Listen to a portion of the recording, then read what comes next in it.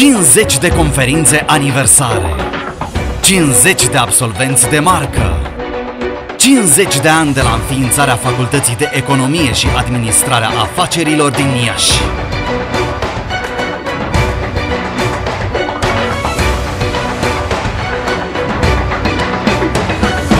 După umila mea părere, toți din cei aflați aici, într-o unitate de învățământ de cinste, puteți să conduceți, să coordonați, să organizați, să planificați și să controlați, adică să fiți manageri, să aplicați funcțiile manageri. Cum puteți face asta? Cu foarte multă perseverență. Înseamnă și renunțări foarte multe. V-am spus că mă duceam dimineața și ascultam. Uneori am stat în sala de operație câte 8 ore. O să mă întrebați ce făceai, domne, acolo, cum ata nu operezi. Vroiam să văd ce e o lampă scialitică. Ei îmi făceau referate. Domnule manager, vă rugăm să achiziționați de urgență 6 becuri pentru lampa scialitică. Ce dracu o fi aia? M-am dus să văd. M-am dus să văd ce este o masă de operație și ce componente are. Deci m-am dus să văd ce fac efectiv oamenii aceștia. Am stat de vorbă cu infirmierul, asistenta, deci e vorba de comunicare și empatizare. Da? Eu cunosc și vă spun cu toată modestia și numele asistentelor, infirmierilor. Trec sâmbătă, nu există sâmbătă în care să nu mă duc la serviciu, mă uit și în virtutea prerogativelor pe care le am, discut, comunic.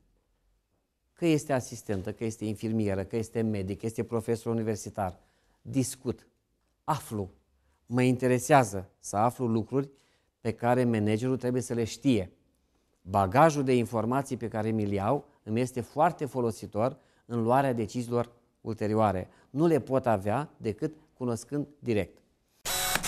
Extrem de important în management, după umila mea părere, este lucru în echipă. Mi-am format o echipă și vreau să vă spun că acea echipă, în afară de faptul că a plecat unul din echipă, mă refer la comitetul director, directorii care sunt lângă mine, nu am schimbat-o. Am lucrat cu ei, am analizat, am lucrat împreună și am văzut că suntem compatibili, că putem lucra împreună. Lângă mine am un director medical.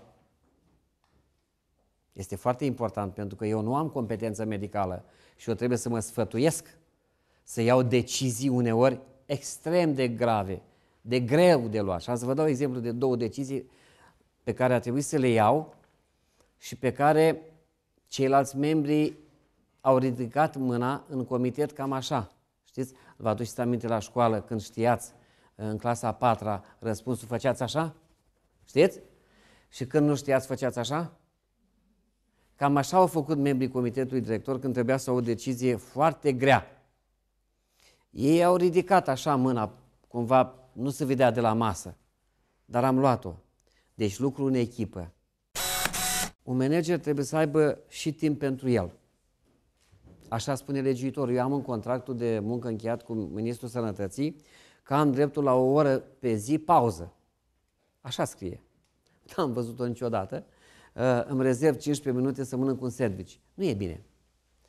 Pentru că, deși plec foarte târziu de la spital, sigur nu stau să mă joc pe calculator, dar eu analizez într-un mod extrem de, să spunem, analitic, ca să folosesc un cuvânt de tipul ăsta, tot ceea ce mișcă în spital. Îmi place să fiu un manager care știe tot. Nu știu cât e de bine sau de rău, dar sunt și părțile, pentru că sunt sunat uneori în miez de noapte. Domnul director, nu merge căldura. Sigur că acolo eu am un director tehnic, care ăla ar fi trebuit să fie sunat, dar mi-am asumat. Și am spus, decât să se întâmple o tragedie, mai bine știu eu tot. Altfel sun eu la directorul la CET, altfel sună cel din subordinea mea. Sunt decizii pe care mi-am asumat cu bună credință, cu bună știință. Eu am fost un tip care am învățat riguros ce am de făcut și am pus în practică cu multă sârguință și abilitate. Este o altă caracteristică a managerului, abilitatea. Mediul academic nu poate da și sunt experiențe care confirmă regula. Cunosc foarte buni profesori universitari, chiar din interiorul spitalului, care nu sunt buni manageri. Manageri de secție. Operează extraordinar. Salvează vieți aproape de nesalvat. Dar din punct de vedere al talentului managerial, al faptului în care abordează această activitate, nu o pot face. Nu o știu. Deci managementul academic, după umila mea părere, nu este egal cu managementul practic, aplicat, direct. Pentru că omul respectiv se apleacă asupra activității didactice cu prioritate, neglijând aceste chestiuni care țin foarte, foarte mult de activitatea, să spunem, înclinată spre pacient. Vreau să văd așa, adică mă pun eu în postura celui care ar veni pentru interviu, să văd că își dorește foarte mult lucrul ăsta, să-l văd că chiar ar depune un efort extraordinar de mare, pentru că sunt niște renunțări enorme, și să nu vină cu pile. M-am hotărât să pun bazele unei bănci, doar că aveam o mică problemă, îmi trebuia $1 miliard. Ca șomer mi-am dat seama că băncile nu prea se înghesuiau la ușa mea. Prin urmare, pe parcursul următoarelor luni am urmat modelul influențării.